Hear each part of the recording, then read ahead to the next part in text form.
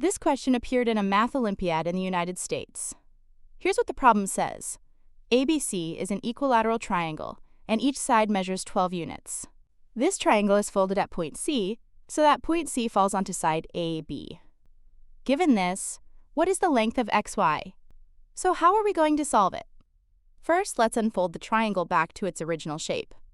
Let's call the original position of point C as C'. Since it's an equilateral triangle, all the angles are 60 degrees. Let's call the length of segment CX as X. Then, the length of C'X is also X because they are symmetric. This means the length of AX is 12 minus X, since each side was originally 12 units long.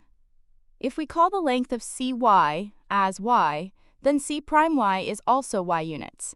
So the length of YB would be 12 minus Y. Now let's call XY a Z, since that's what we're asked to find. Also, the angle XC'Y must be 60 degrees, right? Because the triangle is folded from the top, and it keeps the same vertex angle.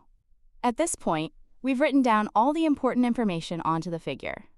Since we are asked for the value of Z, let's clear some space on the screen by removing the text of the problem. Now, take a look at this red triangle. We're going to apply the law of cosines here because we have only one unknown and we know the angle between the sides. According to the law of cosines, the square of x equals the sum of the squares of the other two sides minus twice the product of those sides multiplied by the cosine of the included angle. By the way, cosine of pi over 3 means cosine of 60 degrees because pi represents 180 degrees. If you substitute cosine of 60 degrees equals 1 over 2 and simplify the expression, you'll find that x equals 39 over 5. Alright, now let's look at this blue triangle. Again, we're going to use the law of cosines because there's only one unknown and we know the included angle. So the equation will be like this. If you simplify everything carefully, you'll find y equals 39 over 7. And finally, how do we find z? Yep, you guessed it, one more time using the law of cosines.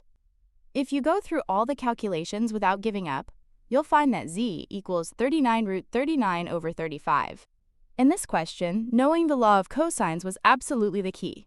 It's such an important theorem, you'll see it pop up everywhere. Alright then, see you in the next question.